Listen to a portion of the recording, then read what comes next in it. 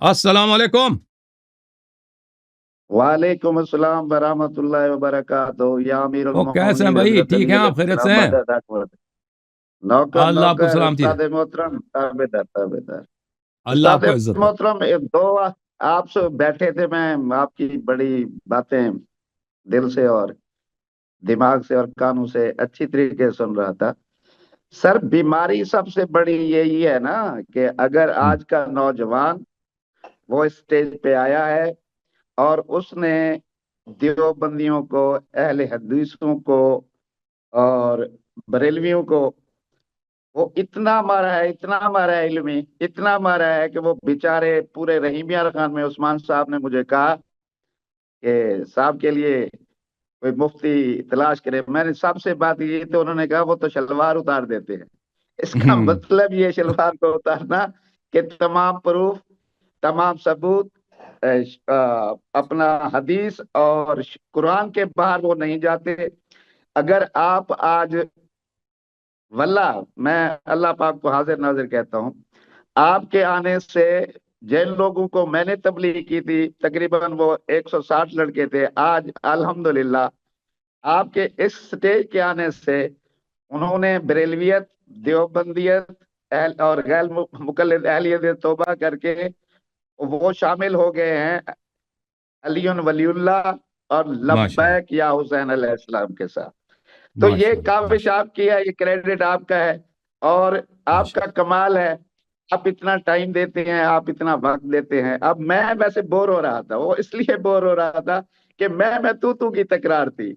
यार अल्लाह यार साहब छोटा है आपसे तो हम क्या करें, उसके पास इतने मुदल्लल दलील होते हैं कि सिवाय शर्मिंदगी के या झगड़े के या हसद के और या वही गालम गलूच, दोनों की बातें सुनी। और ये आपकी बात सही है कि मौला कायनात अमीरुल मोमिनीन हजरत अली हुक्म हुक्म भी यही है कि हमसे अव्वल आखिर का इल्म है। जिनके पास आखिर अव्वल का इल्म है उसके बाद तो नहीं रह जाती। इस तरीके से माशाअल्लाह जो इमाम मोहम्मद महदी अलैहिस्सलाम के जो नायबीन थे, जैसे सलाम। उस्मान बिन सईद और मेरे ख्याल मोहम्मद बिन उस्मान सामरी जी थे सर। और हुसैन बिन रू नौबख्ती थे और माशाअल्लाह अली बिन मोहम्मद सामरी मोहम्मद थे। समरी। जी तो सर। भाई अगर वो चले गए हैं तो उसके बाद तो बात खत्म हो जाएगी। अमानतें गई, बातें गई, सच्चाइयां गई, कोई आप गया शोहरत पे, जी सर। कोई आ गया सर शोहरत पे। जी जी। आवाज आ रही है सर मेरी? आ रही फुल आ अच्छा, रही है। अच्छा। तो इसी तरीके से सर मैं आपको दिल की गहराइयों से और अपने 160 जो मेरे शागिर्द हैं उनकी तरफ से और जो शिया बने हैं आपकी वीडियोस देख के मैं तहे दिल से शुक्रिया अदा करता हूं। माशाल्लाह, और माशाल्लाह, इल्म, थैंक यू सर। मंतक और फलसफे और रियाय और क्यास वाले, हिकमत वाले, इल्म वाले तमाम आपको क्रेडिट देते हैं। भले कोई भी आपके सामने बैठ जाए, आप सब्र अख्तियार करते हैं। आप, मैंने देखा हया है आपके सामने और वही गुफ्तगू का जो स्टाइल है कि अगर दूसरा जवाबी वार कर रहा है तो हंसी के सिला सिवा उसको जवाबी वो भी आपके अंदर है। तो अल्हम्दुलिल्लाह, अल्हम्दुलिल्लाह के आपके इल्म से हमने फैज पाए। आज मेरे सवालात तो बहुत थे, कुछ जी मेरे सर। जाती थे, मंतकी, फलसफी और शरीयती कुरान से। बिस्मिल्लाह। और उसके बाद थे कोई 10-12 सवालात जी अपने सर। उन नौजवानों के, वो जो सुन्नियत छोड़ के आए थे। अगर आपके पास टाइम है तो हम सवाल और जवाब शुरू करें। बिस्मिल्लाह। और सवाल उनके हैं। चलो चलो, बिस्मिल्लाह। अल्हम्दुलिल्लाह। किन के सवाल हैं? जी ये हमारे सुन्नी भाई हैं, बरेलवी हैं। जी जी जी, बिस्मिल्लाह। जी, क्या अल्लाह ने शैतान से पस्तर कोई चीज बनाई है? शैतान से वलक़द खलक़नल इंसान फी अहसन तक़वीम थुम्मा रददनाहु अस्फल साफिलीन।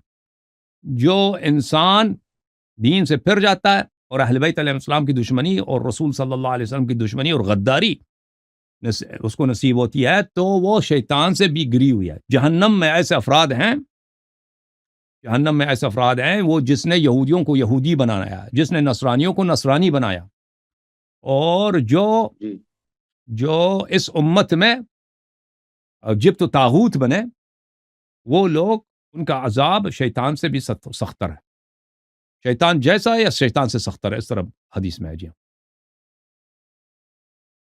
اچھا، تو سر اس کی کوئی ایسی اگزامپل کہ ہم سمجھ سکیں، کیا وہ ایسے جو بدتر چیزیں ہیں وہ انسانوں میں سے ہیں یا جنوں میں سے ہوں گے یا فرشتوں میں سے ہوں گے؟ اگر وہ انسانوں میں وہ سے تو ہے انسانوں میں سے، تو وہ اس کے وہ انسانوں میں سے کردار۔ جس نے اچھا یہودیوں کو یہودی بنایا نا، اور جس نے نصرانیوں کو نصرانی بنایا، یعنی جس نے حضرت موسیٰ جی علیہ السلام کی شریعت کو چینج کیا، جس نے حضرت عیسیٰ علیہ السلام کی شریعت کو چینج کیا، اور جس نے نبی صلی اللہ علیہ جی وسلم کے بعد اس دین کو چینج کیا، وہ لوگ انسان تھے، وہ کوئی جن نہیں تھے، وہ لوگ جی ہاں، ان کا عذاب شیطان جیسا ہو یا شیطان سے شدید تر ہے جی ہاں۔ وہ کسی نبی کے زمانے میں ہوں، جیسے کوئی مشہور ہے سامری وغیرہ ہو گئے، بتا یا دیا جی، جیسے۔ بتا دیا، اس سے زیادہ کھول نہیں سکتے جی، جو آپ نے سنا نہیں، اس سے زیادہ کھول نہیں سکتے۔ Okay okay sir, okay okay, thank. اچھا، دوسرا سوال ہے، شیعہ خاک شفا کربلا کی خاک پر کیوں سجدہ کرتے ہیں؟ قرآن سے حوالہ دیں۔ قرآن میں کہ کس چیز پہ آپ سجدہ کر سکتے ہیں نا، نہیں ہے قرآن میں اس طرح۔ قرآن میں یہ ہے کہ ملائکہ کو بولا تھا کہ آدم کے سامنے سجدہ کرو، اور آدم مٹی سے ہے نا، آدم مٹی سے ہے، لیکن قرآن میں یہ نہیں ہے کہ آپ سجدہ کس چیز سے کر سکتے ہو۔ یہ احادیث سنت میں ہے نا، سنت اہل بیت علیہم السلام میں ہے۔ رسول صلی اللہ علیہ وسلم جب نماز پڑھتے تھے تو مسجد میں وہاں پہ اس طرح قالین نہیں ہوتے تھے، یا تو مٹی ہے یا ریتی ہے یا چٹائی ہے، ٹھیک ہے نا، یا مٹی ہے یا ریتی ہے یا چٹائی ہے۔ تو رسول اللہ صلی اللہ علیہ وسلم نے ماشاء اللہ۔ فرش پہ سجدہ نہیں کیا انہوں نے، اور جی حشیہ مذہب میں بھی یہ چٹائی پہ آپ سجدہ کر سکتے ہیں، سب سے بہترین مٹی ہے، اور پتھر وغیرہ پہ بھی سجدہ کر سکتے ہیں، کیونکہ سجدے کا مطلب یہ ہے کہ آپ ذلیل ہو رہے ہیں اللہ کے سامنے۔ اللہ عزیز ہے اور ہم اللہ کے سامنے حقیر ہیں، کچھ بھی نہیں، وہ سیارو ہیں۔ تو اس کے اظہار کے لیے یہ جبین جو ہے، چہرہ جو ہے، یہ سب سے انسان کے بدن میں سب سے نفیس عضو یہی چہرہ ہے، سب سے پیارا چہرہ ہے۔ تو اس کو جب آپ مٹی پہ ملیں گے نا، تو اس میں اظہار حقارت اور اظہار ذلت اللہ کے سامنے سب سے زیادہ اسی میں ہے۔ اور اہل بیت علیہ السلام نے فرمایا کہ مٹی پہ سجدہ کرنا سب سے افضل ہے، اور مٹیوں میں سب سے زیادہ افضل جو ہے وہ خاک کربلا ہے۔ یہ اہل بیت علیہ السلام کے فرامین۔ ماشاء اللہ۔ اچھا سر، ان کا ایک اور سوال بھی ہے کہ آپ صلی اللہ علیہ وسلم نے آخری وقت کاغذ قلم کیوں مانگا؟ واقعہ کرتاس کیا ہے؟ کیا عمر بن خطاب نے کہا کہ رسول صلی اللہ علیہ وسلم ہذیان بول رہا ہے؟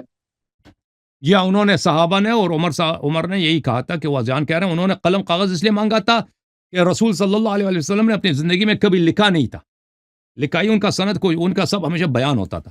آخر وقت میں انہوں نے کہا کہ میں لکھ کے بھی چھوڑ دیتا ہوں، لکھ کے بھی چھوڑ دیتا ہوں، تاکہ یہ امت میں واحد ایک وصیت میرا رہے۔ تو اس کی بڑی اہمیت ہے کہ انہوں نے سب کے سامنے لکھ کے دیا۔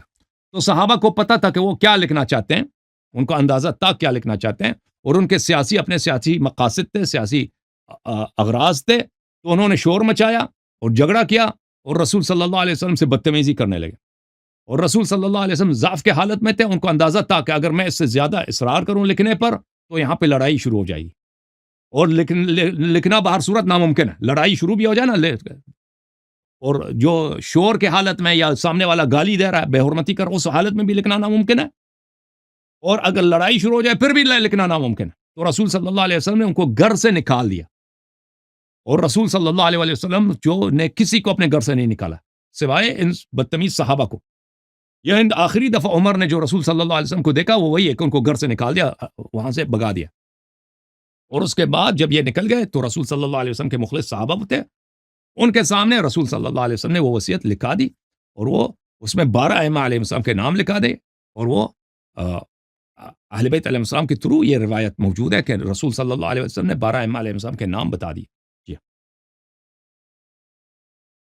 اچھا سر، ان کا ایک سوال ہے کہ واقعی یہ حقیقت میں جو کائنات کے فلسفے کا، منطق کا، علم کا اور حکمت کا بادشاہ ہو اور اسے امی پکارا جائے، کیا یہ مناسب بات ہے نبی اکرم صلی اللہ علیہ وسلم کے بارے میں؟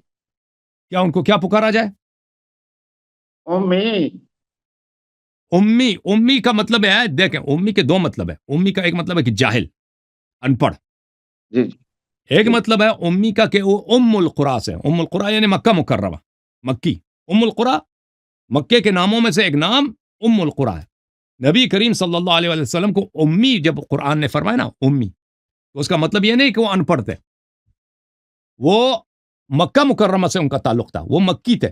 ولادت ان کا مکہ سے، آبائی ان کا جو خاندانی جو علاقہ ہے وہ مکہ مکرمہ ہے. تو اس معنوں میں وہ امی ہے. اما یہ کہ کوئی اس کو یہ کہہ دے کہ بھئی نستجیر باللہ وہ جاہل ہے، یہ تو گالی ہے، بے حرمتی ہے. یا کوئی ان کو ان پڑھ کہہ دے، یہ وہ تو وَيُعَلِّمُهُمُ الْكِتَابَ وَالْحِكْمَةَ، وہ کہ تو کتاب پڑھانے آئے تھے.